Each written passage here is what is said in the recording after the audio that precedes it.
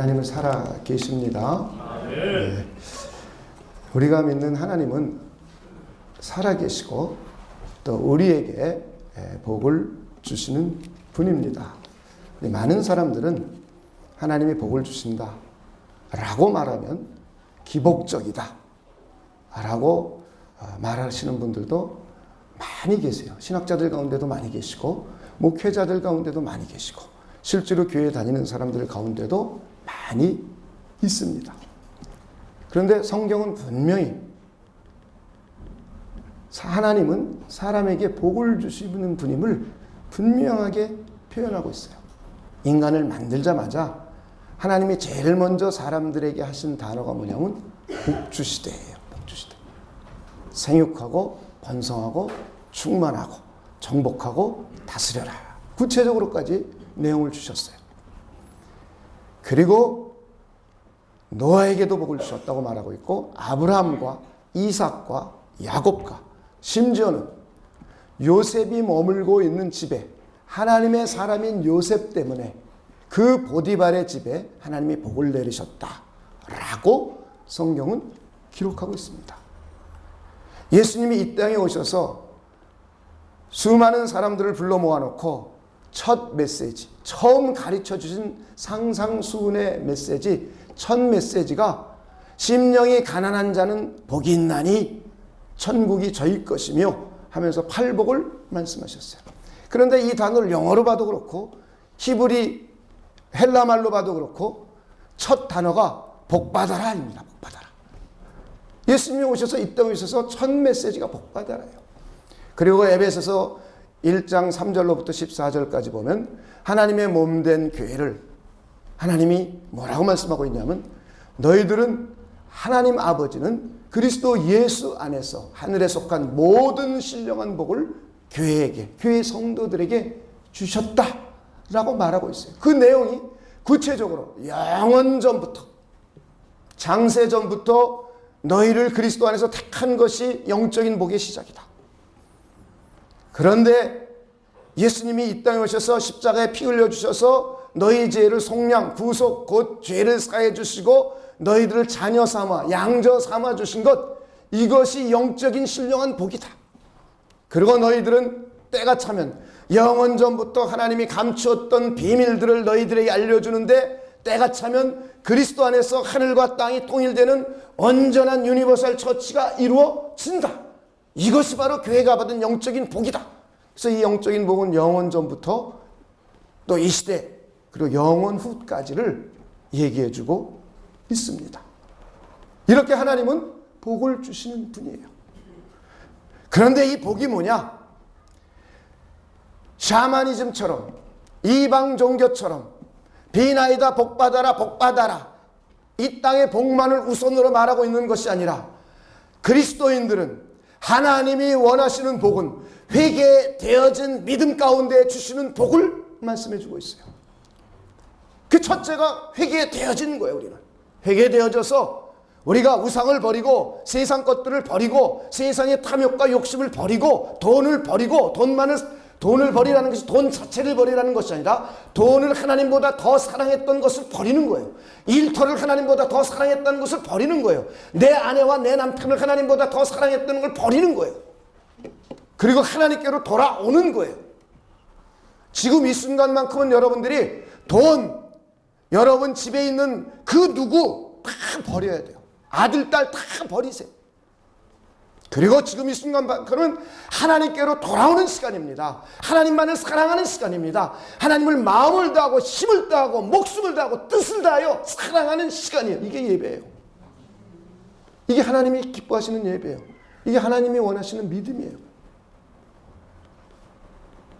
얼치기로 믿을 필요는 없어요. 우리 얼치기로 믿으면 갈등해요. 이 세상 살아가면서 끊임없이 죽을 때까지 갈등하다 죽습니다. 확실하게 믿어야 돼요. 확실하게. 이건 성경 회심이다 이렇게 말하고 있어요. 버리고 하나님께로 돌아와서 하나님을 충성되게 섬기는 거예요. 지금 충성되게 지금 하나님을 섬기는 거예요. 하나님을 사랑하고 존중하고 하나님을 경배하고 예배드리는데 딴 생각 있지 않고 예배드리는데 전화 보지 않고 예배드리는데 왔다 갔다 하지 않고 하나님께 충성을 다하는 것. 이게 예배예요. 그리고 다시 오시는 예수님을 사모하고 기다리는 것. 이것이 바로 데살로니가전서 1장에 나와 있는 회심이라는 거예요. 회심. 우리는 이런 마음을 가지고 이런 가운데 오늘 살아계신 하나님을 예배할 수 있는 분들이 되실 주님의 이름으로 축원을 드립니다. 이렇게 회개되어진 믿음을 가지고 나오는 것. 이런 사람들에게 하나님은 끊임없는 은혜와 은총과 복을 내려 주시는 분이라는 거. 할렐루야. 우리는 이 땅을 살아가는 동안에 고민, 갈등, 어려움, 십자가의 길 분명히 있습니다. 분명히 있어요. 그런데 성경은 그것으로 끝나게 해놓지 않았어요. 그래서 우리 기독교는 고난과 영광의 종교라고 말해요. 고난이 고난으로 끝나는 것이 아니에요. 고난은 부활이라는 영광으로 결론을 맺게 돼 있어요. 우리 인간의 고난도 결국은 하나님의 영광을 위한 것, 우리에게 하나님의 영광에 동참하는 것으로 끝을 맺지 고난이라는 비극으로 끝을 맺고 있지 않습니다. 이게 성경이에요. 이게 그리스도의 사고관이에요. 물론 우리에게는 십자가의 길, 고난의 길이 있어요. 자존심도 내려놔야 될 때가 있고 어느 땐 목숨을 버릴 때가 있어야 되고, 저는 자존심을 내려본 적도 수없이 많고 목숨을 내려본 적도 3번이나 있어요. 그런 고난의 길이 고난 자체로 끝나는 것이 아니라 영광을 위한 고난이라고 성경은 우리에게 말씀해주고 있습니다. 하나님은 우리에게 회개되어진 믿음, 회개 없는 건 이걸 갖다 기복신앙이라고 말하는 거예요. 회개하지 않고 복 받는다고 나오는 게 기복신앙이라는 거예요. 신앙의 신자도 몰라서 우리가 안 되죠. 예수 믿으면서. 교회 10년, 20년, 30년 직분이 뭐냐가 중요한 게 아니라 과연 성경대로 믿느냐가 더 중요한 거예요.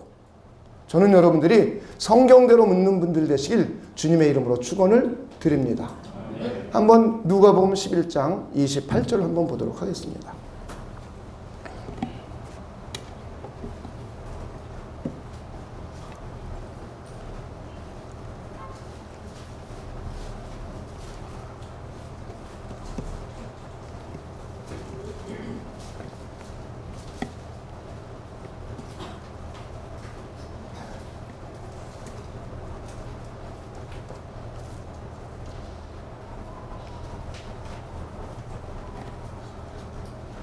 자, 한번 28절 읽어주시기 바랍니다. 시작. 예수께서 이르시되 오히려 하나님의 말씀을 듣고 지키는 자가 복이 있느니라. 자, 예수님께서 어떤 사람이 복 있는 사람이냐? 어떤 사람이 복 받는 사람이냐? 하나님의 말씀을 뭐 하는 사람이요? 듣고 지키는 사람. 교회 40년 다니면 복 받았다. 목사이기 때문에 복 받았다. 이런 적이 없어요. 27절에 보면 당신을 뵌 태와 당신을 난 그 사람이 복이 있을 것이다 라고 말했더니 예수님이 아니다. 너희들 오해하지 말아라. 교회 40년 다녔다고 복 받는 것이 아니고, 장로가 됐다고 복 받는 것이 아니고, 목사가 되었다고 복 받는 것이 아니다.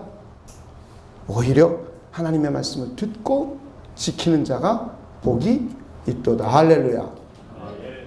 그래서 하나님의 복은 하나님의 말씀을 통하여 우리에게 오시는 거예요. 그래서 우리는 지금까지 복 주시는 하나님, 어떻게 하나님은 우리에게 복을 주시는가? 우리는 말씀을 통하여 주신다고 끊임없이 들어왔어요. 그렇다면 우리는 하나님의 말씀을 듣는 마음가짐과 자세가 어때야 되는가? 겸손해야 된다. 정중하게 들어야 된다. 그리고 아주 경청해서 들어야 된다. 그렇다면 하나님은 지금까지 어떻게 말씀해 오셨는가? 역사 속에서 그 내용을 쭉 우린 배워왔어요. 하나님은 우리 안에 계신 성령을 통하여 지금도, 내일도, 미래에도 하나님의 백성들에게 말씀해 주시는 분이라는 거예요. 오늘 우리가 읽은 본문의 내용입니다. 하나님은 우리 안에 성령으로 인쳐 주셨어요. 하나님의 성령이 우리 안에 직접 들어와 계세요. 그러면서 우리의 인생을 인도해 가십니다. 우리 안에 계신 성령이 우리를 직접 인도해 가세요. 우리를 진리 가운데로 인도해 가세요. 그런데 어떻게 구체적으로 인도해 가느냐?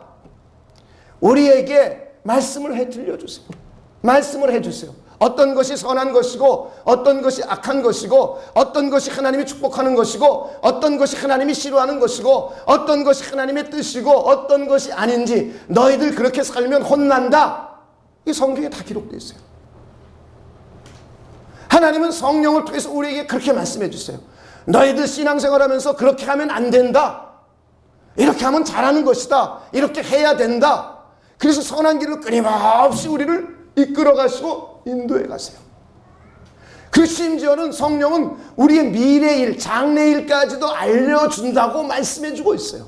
우리 주님이 가르쳐 주신 것을 생각나게 해주시고 하나님의 말씀을 깨닫게 해주시고 이런 것을 우리 안에 계신 성령이 하는 역할이에요. 그래서 우리 선한 길로 자꾸 이끌어 가세요. 지혜로운 길, 신령한 길, 선한 길, 진리의 길로 이끌어 가세요. 그러면서 우리가 육신이 연약하여 할 수 없을 때마다 우리 안에 계신 성령은 우리를 도와주세요. 심지어는 우리 안에 계신 성령은 우리가 기도할 줄 모를 때에도 하나님의 뜻대로 우리를 위해서 기도해 주세요. 할렐루야. 이것이 우리가 절대로 잊지 말아야 될 진리예요. 하나님은 이렇게 우리를 사랑하시는 분이에요. 우리를 그래서 고아와 같이 그냥 내버려 두지 않았어요.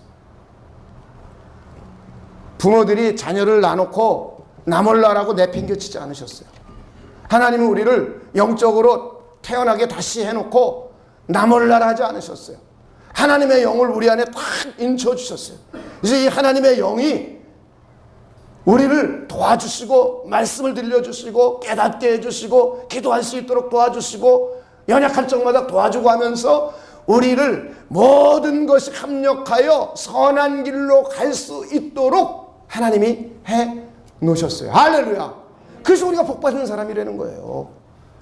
여러분이 이 진리를 모르고 있으면 밤낮 헷갈리는 거예요. 밤낮 고난 가운데 있으면 나에겐 왜 이런 일이 있을지 아이고 힘들어 죽겠네 그러면서 자존감 낮아지고 심지어 그리스도인이 돼서 자살하고 이런 일들이 그래서 벌어지는 거예요. 성경을 너무 몰라서.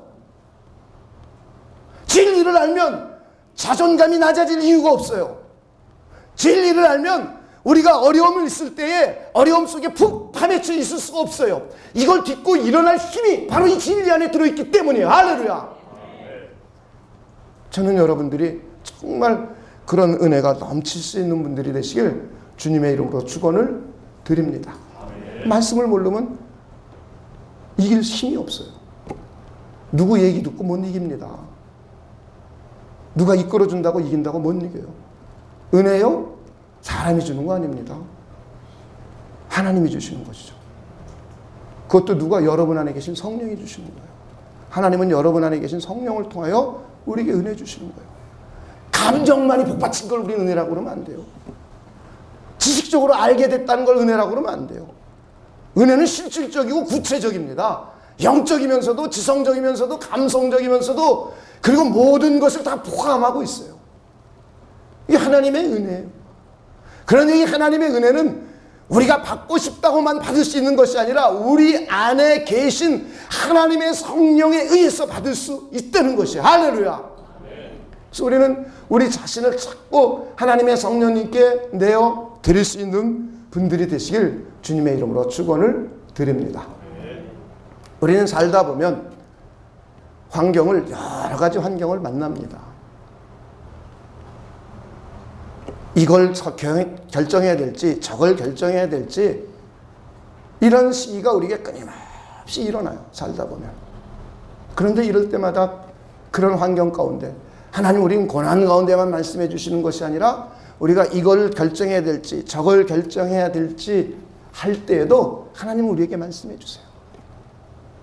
우리는 이 하나님의 말씀을 듣고 우리가 결정을 한다면 우리의 삶은 훨씬 더 하나님이 원하시는 삶이 될 수 있고 하나님이 이끌어 가시는 복된 삶이 될 수 있습니다.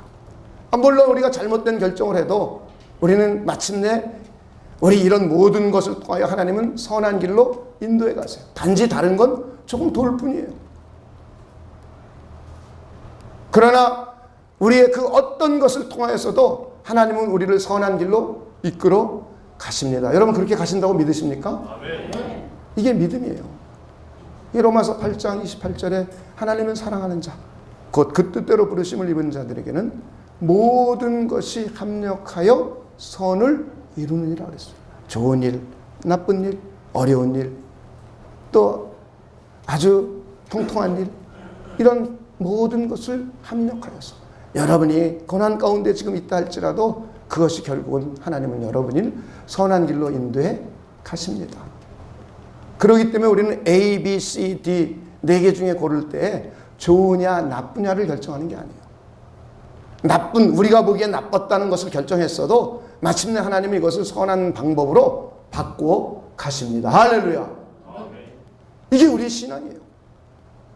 그런데 이왕이면 우리는 A, B, C, D 가운데 하나님이 기뻐하시는 법, 하나님의 뜻을 알고 그것을 결정한다면 우리에게 훨씬 더 유익하고 하나님께도 훨씬 더 유익하고 하나님의 나라에도 훨씬 더 유익한 삶을 살아갈 수 있습니다. 그래서 이때 우리는 어떻게 하나님의 말씀을 듣고 하나님의 뜻대로 선택해야 하는가? 우리는 이 문제를 오늘 함께 다루려고 합니다. 지난주에 여러분에게 말씀드렸던 것처럼 절대로 이 진리만은 읽지 말아 주십시오. 우리 안에 계신 성령께서 우리를 인도해 가시고 모든 것을 합력하여 선한 길로 이끌어 가신다는 이 진리만큼은 절대로 잊지 않기를 주님의 이름으로 부탁을 드립니다. 그리고 우리가 고려해야 될 사항이 있어요. 큰 그림을 먼저 생각해 보려고 합니다. 첫 번째 우리가 선택해야 될 상황 가운데에는 과연 하나님의 뜻이 어떤 것이 더 합당한가? 하나님의 관점을 먼저 생각해야 돼요. 대부분 사람들은 어떤 것이 돈을 더 많이 주는가? 어떤 것이 더 지위가 높아지고 사회적 신분이 상승하는가에 더 관점을 가지고 있어요. 그런데 하나님의 사람인 우리는 하나님이 내가 어떤 것을 선택했을 때에 하나님의 뜻과 좀 더 가까울까? 과연 하나님은 내 인생 속에서 뜻하신 바를 내 인생을 통하여 뜻하고 계신 일과 어느 것이 더 가까울까에 대한 질문을 먼저 하시기를 주님의 이름으로 축원을 드립니다. 하되 가능하면 결혼을 했다면 부부가 같이 그 문제를 기도했으면 좋겠어요. 같이. 그래서 같이 동일하게 성령의 감동을 받고 성령의 지시하심을 들었을 때에 나중에 훨씬 더 유익할 뿐만 아니라 가정이 행복하고 편안해져요. 각자 놀면 안 돼요. 그리고 자기 고집을 하나님의 뜻이라고만 우겨도 안 돼요. 과연 하나님의 뜻이 무엇일까에 대한 질문을 던져야 돼요. 하나님 앞에. 하나님, 저에게 이런 기회가 있는데 어떤 것을 선택하는 것이 하나님의 뜻에 훨씬 부합되고 하나님 제 인생을 통하여 하나님의 뜻에 더 가까운 일이 어느 것입니까? 이것을 선택할 수 있도록 저에게 지혜를 주십시오. 우리 부부가, 우리 가정이 내 직업이라 할지라도 이런 것을 선택하고 싶습니다. 그래서 하나님이 주신 대로 말씀해 주시면 이것을 택하고 내 환경을 조정하고 내 생각을 조정해서 이렇게 하나님의 뜻한 바대로 결정하겠습니다. 라는 것을 여러분들이 먼저 하시기를 주님의 이름으로 축원을 드립니다. 왜냐하면 하나님의 뜻은 역사적인 지속성과 연속성을 갖고 있었어요. 구약에 보면 히브리 산파 시브라와 부하 이들도 결정해야 될 시기가 왔습니다. 바로 왕이 히브리 사람들 아들을 낳으면 다 죽여라. 그 이유는 아주 단순해요. 히브리 민족이 애굽에 들어와서 400년 동안 살면서 남자만 60만이라는 큰 민족을, 거대한 민족을 이루었습니다. 그런데 바로 왕이 가만히 생각해 보니까 이웃 나라에서 쳐들어오면 만약에 이 히브리 민족들이 거기서 반란을 일으키면 자기네는 망하게 됐어요. 그래서 이래서는 안 되겠구나 해서 정책을 펼칩니다. 이건 법적인 정책을 펼치는 겁니다. 아들을 낳으면 다 죽여라. 그리고 죽입니다, 실제로. 그래서 히브리 산파 2명에게 시브라와 부하에게 너희들 남자를 낳으면 다 죽여라. 그랬어요. 그럼 히브리 산파는 결정을 해야 됩니다. 하나님의 뜻은 아브라함과 하신 약속이 지금 모세를 통하여 이루어지기 바로 얼마 직전이에요. 하나님의 민족을 거대하게 만드는 것이 하나님의 뜻이에요. 그래서 사람들은 아이를 낳고 또 낳고 히브리 사람 낳고 하면서 자꾸 숫자가 많아지게 하는 것이 하나님의 뜻입니다. 그러고 난 후에 이들을 모세라는 지도자를 통해서 애굽 땅까지 인도해 가는 것, 이것이 하나님의 계획이요, 하나님의 목적이요, 하나님의 뜻이요. 이것은 이미 창세기 12장 아브라함으로부터 하나님의 뜻을 계시해 놓으셨어요. 알려주셨어요.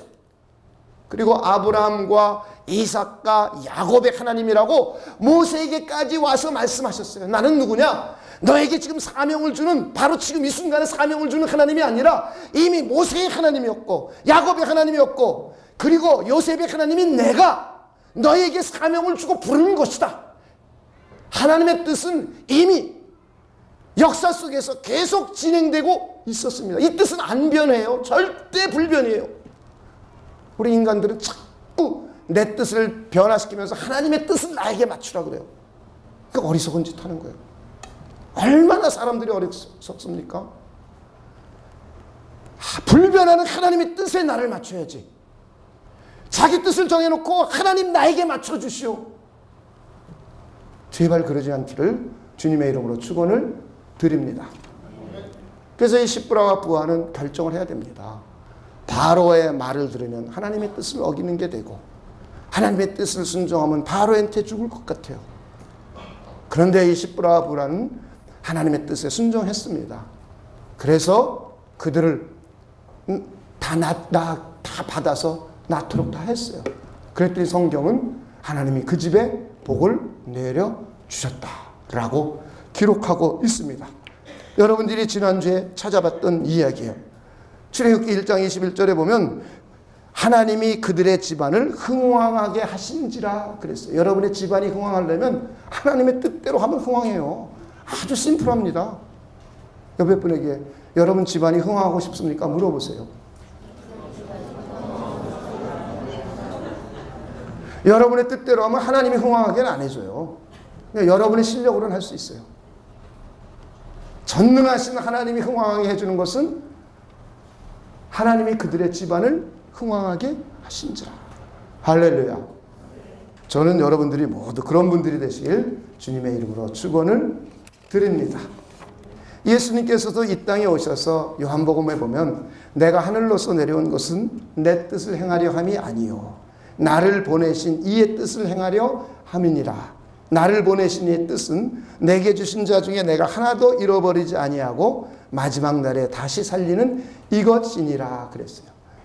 내 아버지의 뜻은 아들을 보고 믿는 자마다 영생을 얻는 이것이니 마지막 날에 내가 이를 다시 살리리라 하시니라. 예수님을 통해서 하나님의 뜻을 알려준 것은 예수님은 이 땅에 오셔서 자기 뜻을 이루려고 이 땅에 오신 것이 아니에요. 성국 하나님의 뜻을 이루려고 오셨어요. 그래서 그는 태어나서 3년의 공생의 기간 동안에 한 일이 하나님의 뜻을 이루려고 하신 일이에요. 십자가에 죽으신 것도 하나님의 뜻을 이루려고 죽으신 거예요. 부활하신 것도 모든 것도 그가 가르친 것도 사람을 사랑하고 어린아이를 축복한 것도 병든 자를 치료하고 귀신을 내어 쫓은 것도 무리를 거는 것도 무리별하여 포도주가 되게 하신 모든 것들도 하나님의 뜻을 이루려고 하신 일이에요. 그런데 이 하나님의 뜻을 예수님이 결론으로 귀결짓는 걸 보니까 자기 예수님을 보고 믿는 자마다 영생을 얻는 것이에요. 그래서 마지막 날에 다시 살리는 것, 이것이 하나님의 뜻이에요. 다시 말해서 예수 믿고 구원받는 게 누구의 뜻이에요? 하나님의 뜻이에요. 단순한 결론을 말한다면 예수 믿고 구원받는 게 하나님의 뜻이에요. 거기에 좀 더 포괄적으로 말한다면 우리 주님이신 예수님이 3년의 공생애 동안에 하신 일, 우린 그걸 보고 배우고 그걸 따라가면 하나님의 뜻을 이루어가는 사람이 되는 거예요. 그래서 뭐 제자 훈련이다 뭐 이런 얘기를 부착하면서까지 하는 거예요. 교회들이. 저는 여러분들이 하나님의 뜻을 먼저 생각할 수 있는 분들이 되시길 주님의 이름으로 축원을 드립니다.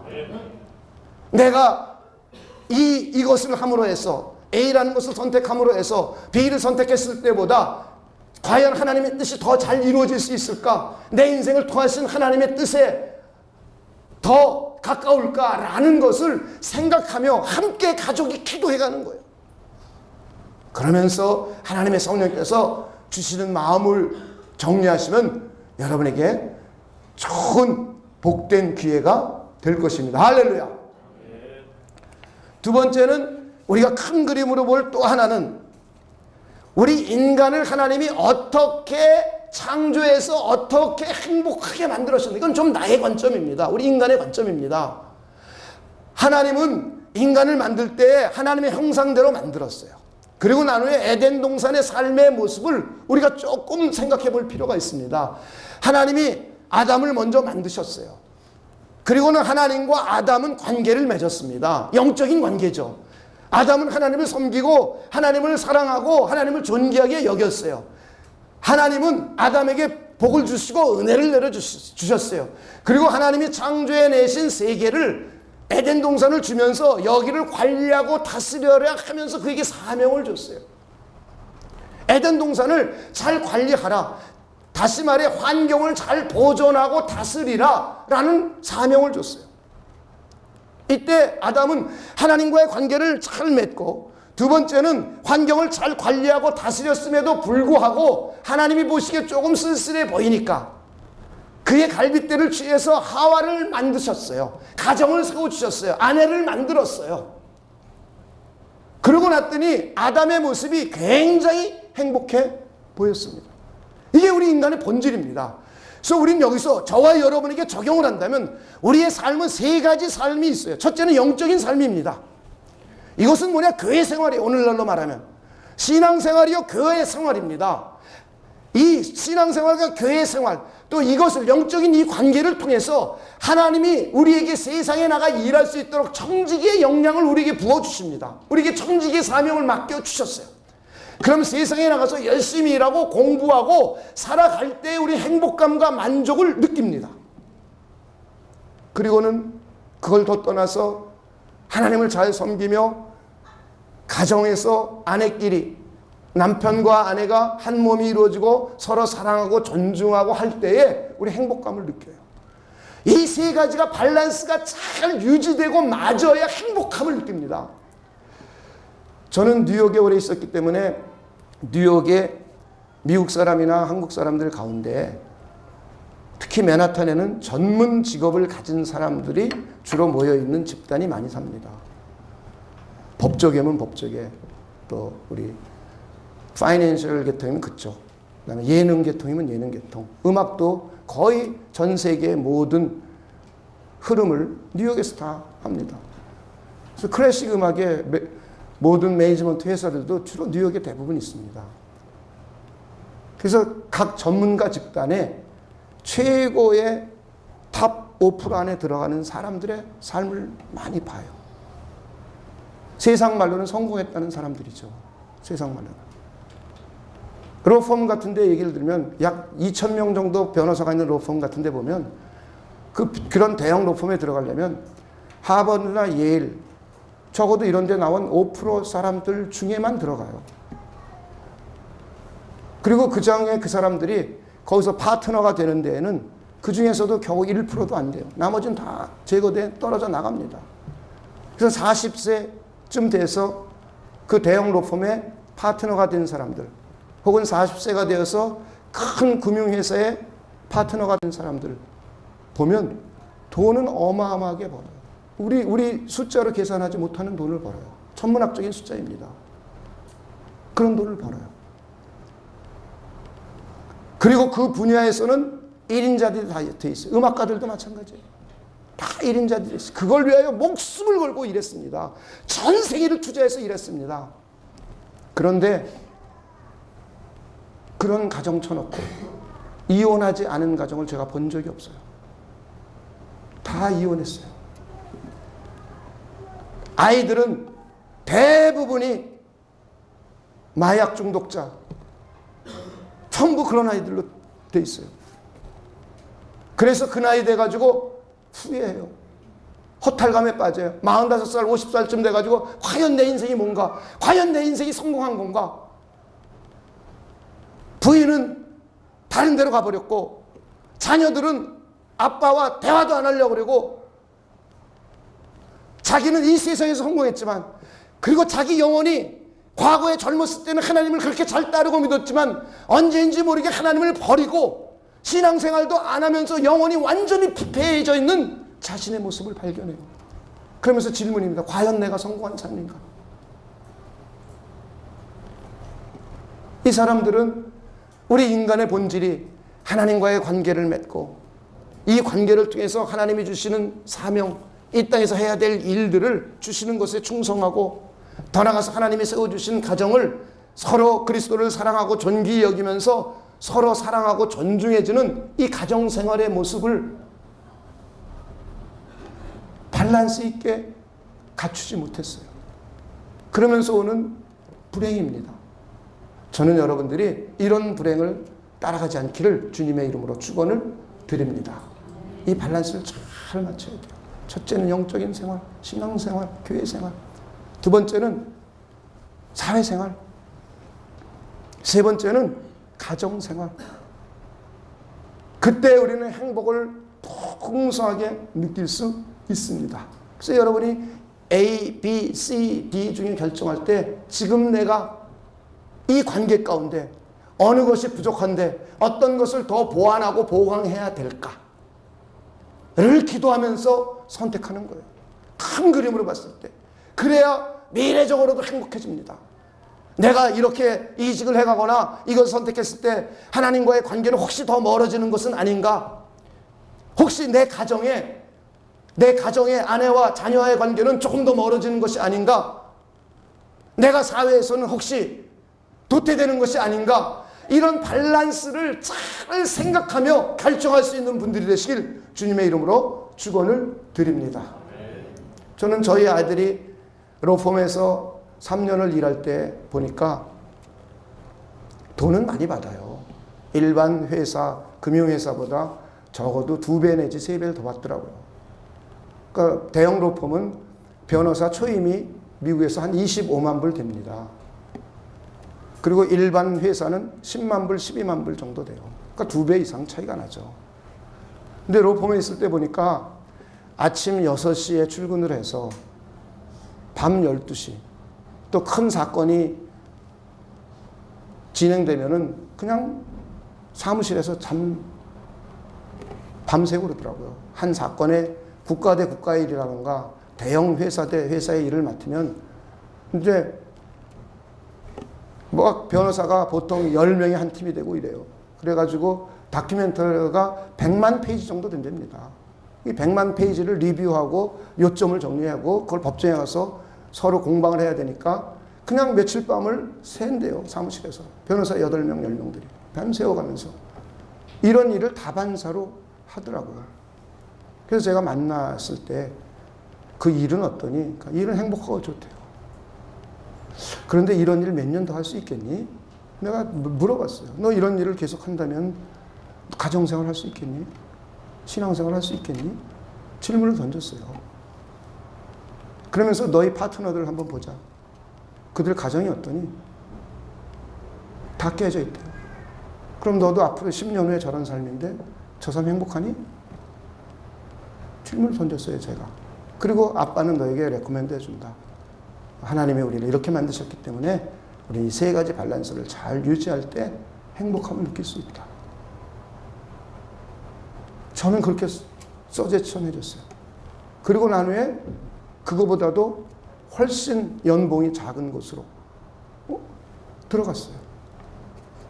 근데 그게 훨씬 행복해요. 이번에 만나봤더니 훨씬 행복해요, 사람이. 행복감을 훨씬 느껴요. 단지 작은 건 뭐냐? 돈이 그때보다 적게 불릴 뿐이에요. 반 정도로 줄었을 뿐이에요. 그렇지만 사람은 행복해요. 그것을 계속 가면 앞으로 점점 행복해집니다. 그런데 잘못 선택하면 세월이 지나갈수록 불행해져요. 저는 여러분이 무엇을 선택해야 될 때 이런 큰 그림까지도 생각할 수 있는 분들이 되시길 주님의 이름으로 축원을 드립니다. 그리고 이제 마지막으로 우리가 구체적으로 여러분에게 적용시킬 작은 5가지 그림만 여러분에게 소개하려고 합니다. 좀 약간 여러분들에게는 구체성이 있을 것 같아요. 첫째가 영적인 여러분의 명세서를 좀 작성해 보시길 바랍니다.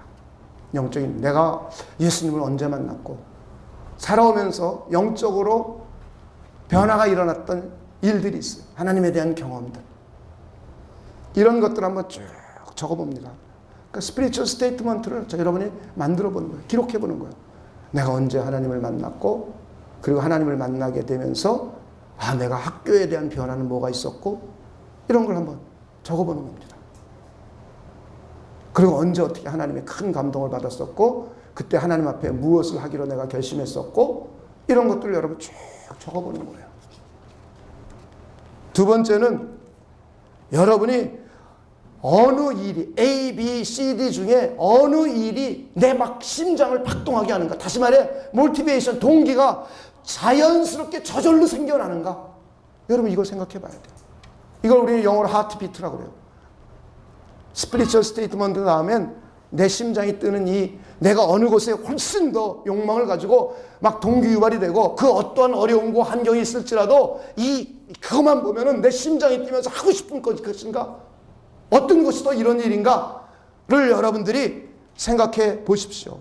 다시 말해 자연스럽게 나에게 동기가 유발되는 것이 있습니다. 제가 저희 아들을 대학교 전공을 선택하게 할 때 고등학교 2학년, 3학년 때 책방을 데리고 다녔습니다. 책방을 데리고 다니면서 얘가 그냥 자연스럽게 어느 섹션에 가서 그 책을 읽고 시간 가는 줄 모르고 즐거워하고 있는가. 이걸 부모가 아니면 타인이 하라고 그래서가 아니라 자기 스스로 자연스럽게 손이 가는 섹션이 어딘지를 제가 유심히 관찰해서 봤습니다. 그리고는 대학교 가야 될 3학년 때 너는 책방에 가면 그리고 어떤 책을 읽을 때 흥미롭고 그리고 아주 끝까지 다 읽고 더 읽고 싶고 그러니 히스토리, 역사라고 그러더라고요. 그래서 제가 그럼 대학은 역사를 전공해라. 제가 그랬어요. 그랬더니 많은 사람들이 역사 전공해서 뭐 먹고 살아요 그러더라고요. 그래도 해봐라. 자기 심장을 뛰게 하는 것이 뭔가.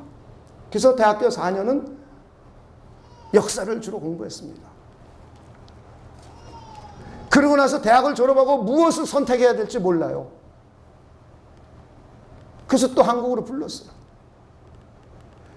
명문대를 나와가지고 6개월 동안 직업이 없이 방황하니까 걔 외삼촌이 저한테 전화가 왔어요. 얘 이거 큰일 났다고. 고등실업자 됐다고. 그래서 제가 한국으로 불렀습니다. 한국으로 불러서 6개월 동안 신앙생활을 회복시켜줬어요. 그리고 다시 책방을 데리고 왔어요. 그땐 저하고 안 가고 사모님하고 저희 엄마하고 같이 갔어요. 그리고 책방에 가서 봤더니 법에 관한 책을 뽑고 그럼 너 로스쿨 가라.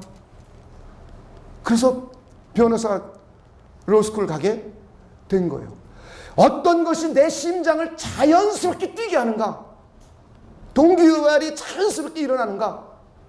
이것을 여러분들이 생각해 보시길 바랍니다. 세 번째는 abilities, 능력에 관한 문제예요. 내가 A, B, C, D 중에 어느 것을 훨씬 더 잘할 수 있는가? 내가 하는 것을 했을 때 훨씬 더 효율과 효과를 내고 결과를 만들어낼 수 있고 내 능력이 어느 것이 더 난가를 여러분이 세 번째는 선택해 주시기를 바랍니다. 네 번째는 여러분 개성입니다. 사람은 개성이 다 다릅니다. 제가 한번 여러분에게 지금 이 시간 문제를 하나 수수께끼를 내드리겠습니다. 수수께끼. 여러분이 갖고 있는 종이에다가 이렇게 칸을 조그맣게 만들어 보세요. 그냥 손으로 그려보시기 바랍니다. 그냥 아무데나 뭐 펜으로 안 그려도 돼요. 펜 있으면 더 좋고요. 그려보시기 바랍니다. 자, 그리고 자기 이름을 써보십시오. 그 칸 안에 자기 이름을 써보시기 바랍니다. 한번 해보세요.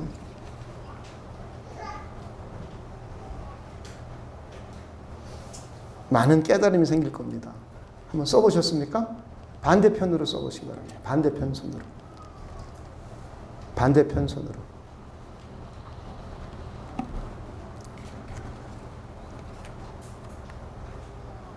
어떻습니까?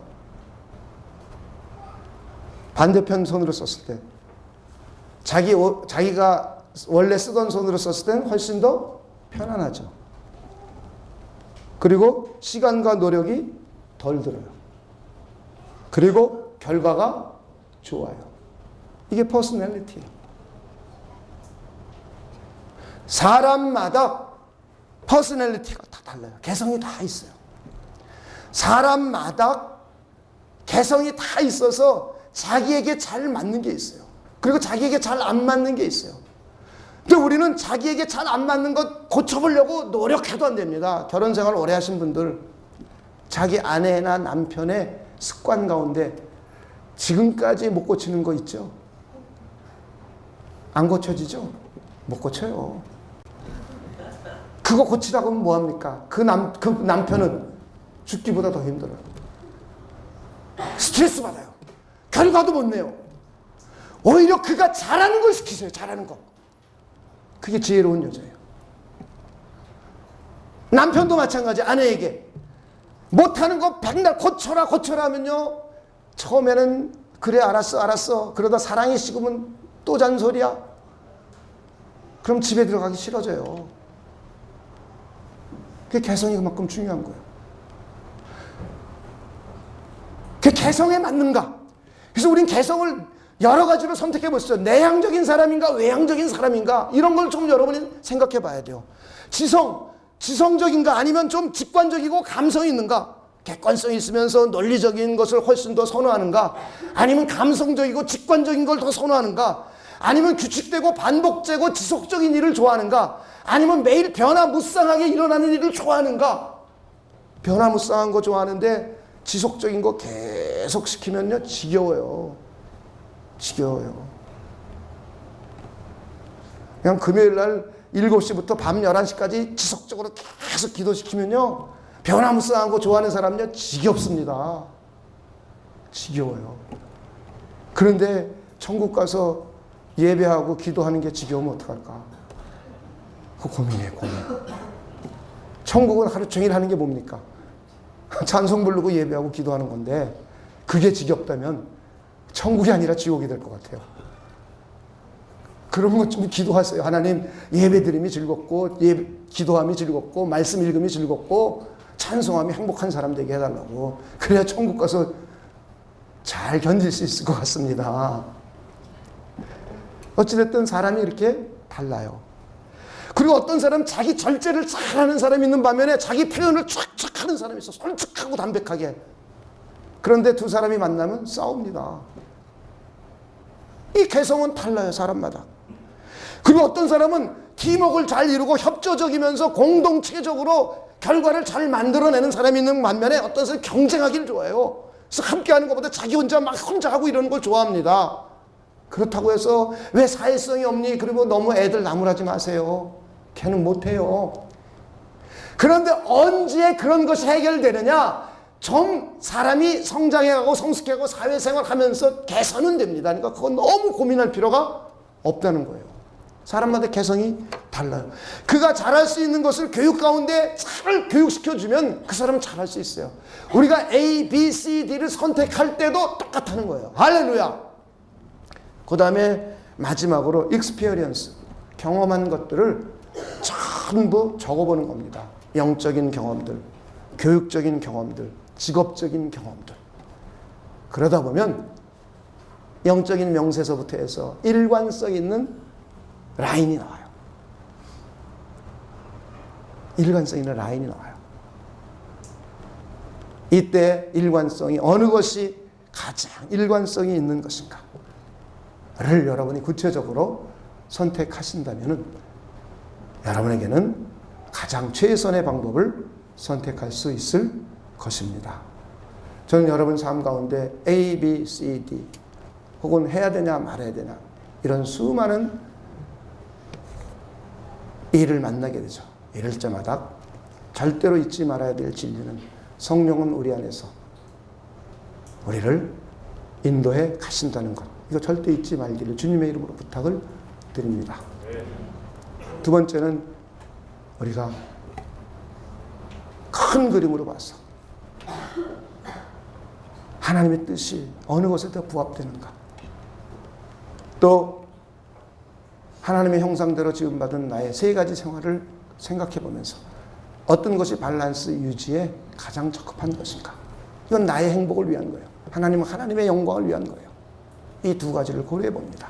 그리고 세 번째, 구체적으로 스피리추얼 스테이트먼트를 생각해 보고 자기 심장을 뛰게 하는 동기, 모티베이션이 되는 하트비트를 생각해 보고 세 번째는 내가 어느 것을 더 잘할 수 있는가? abilities, 능력들을 생각해 보고 네 번째는 내가 어떤 것이 내 개성에 더 잘 맞는가? 퍼스널리티를 생각해 보고 마지막으로 많은 익스피리언스들을 체크해 보면서 가장 일관성 있는 것을 결정한다면 여러분은 하나님이 원하시는 좋은 것을 결정할 수 있는 복된 삶이 될 것입니다.